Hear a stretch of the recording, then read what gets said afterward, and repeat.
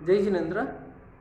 एक प्रश्न जो बहुत ज़्यादा आता है कि क्या दही में जीव है? ये प्रश्न, दही में जीव है? तो वैज्ञानिक बोलते हैं कि हाँ है। वो बैक्टीरिया बोलते हैं कि बैक्टीरिया के कारण दही जमता है। हमारा धर्म बोलता है कि उसमें जीव नहीं है।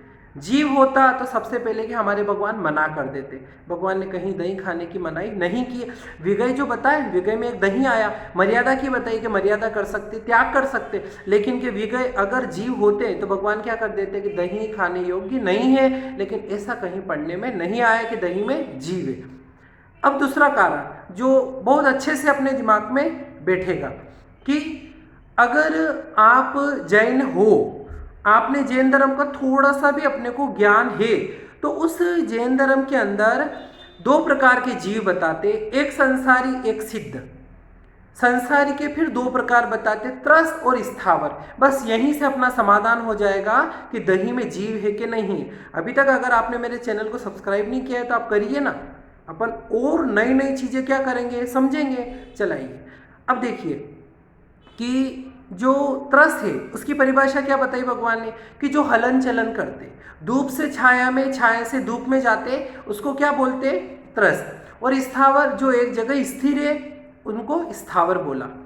अब अगर अपन दही में जीव मानते है ना, कौन से? स्थावर तो मान नहीं सकते क्योंकि पृथ्वी तो वो है नहीं, पानी है नहीं, अग्नि है नहीं, हवा नहीं और वनस्पति नहीं, वो तो अपने को प्रत्यक्ष में नजर आ रहा, इसलिए दही में स्थावर तो नहीं है। अब रही बात कि दही के अंदर क्या है कि बेंद्री तेंद्री आदि पंचेंद्री हमारे जैसे मनुष्य, नारकी, देवता तो उस दही के अंदर नहीं है। घोड़े, गधे, गाय, भैंस, कबूतर आदि वो भी दही के अंदर नहीं है, तो पंचेंद्री भी निकल गया। अब बचा क्या? बेंद्री, तेंद्री, चौरेंद्री, है ना।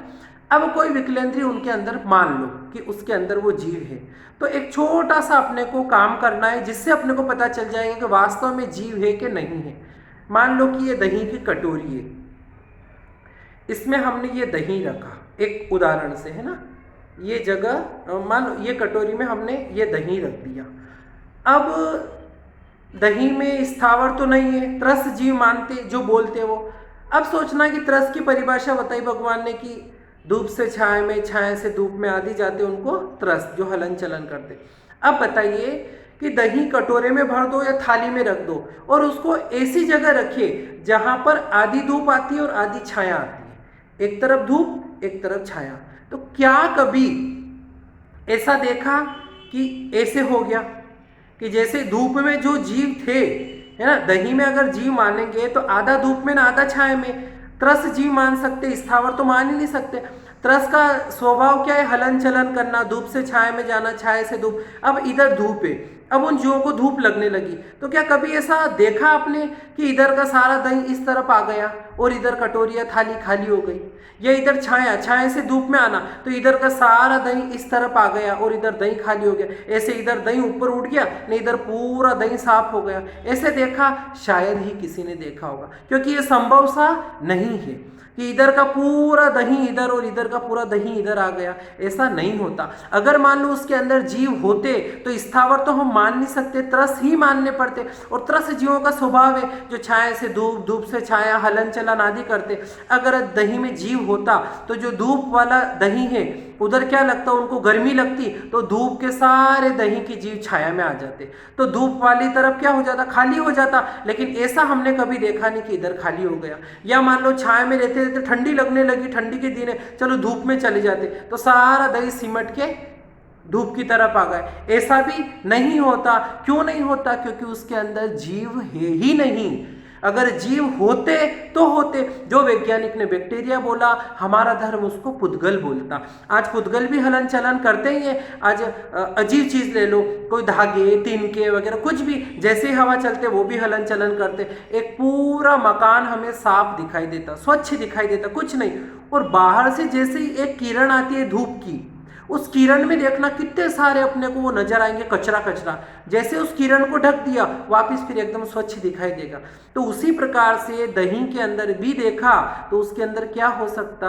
वो जो बैक्टीरिया वो बोल रहे उसको अपन कि पुद्गलों का हलन चलन, सड़न गलन विध्वंसन आदि पुद्गलास्तिका का स्वभाव है। 25 बोलने से 20वें बोलने में होता है। उन्हीं स्वभाव के कारण दूध में जावन डाला तो वो जमा दही, अगर जावण नहीं डालती तो क्या दही जमता? नहीं जमता। तो वो जावण ने क्या किया?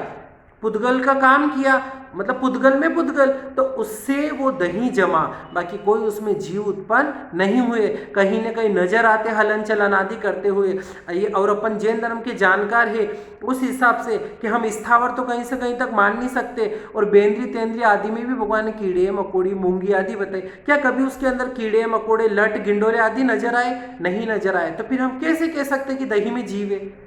और जब वो खराब हो जाता तब पड़े वो तो एक अलग बात हो गया, पर अभी का आज का जमाया हुआ कल का जमाया हुआ उस दही में कोई कीड़े नहीं पड़ते, तो ना तो उनमें स्थावर जीव है, क्योंकि दही के अंदर हमें कोई वनस्पति नजर नहीं आती, कोई फ्रूट्स वेजिटेबल्स ये नजर नहीं आते, ना दही में हमें कोई पानी नजर आता कि ऐसे पानी ऊपर आ गया, ना दही में हमें आग नजर आ रही, ना क्या हवा कि दही ऐसी हवा छोड़ा ठंडी ठंडी हवा भी नहीं आती, ना दही में हमें सोना चांदी हीरे मोती पत्थर आदि नजर आए, तो स्थावर तो है ही नहीं।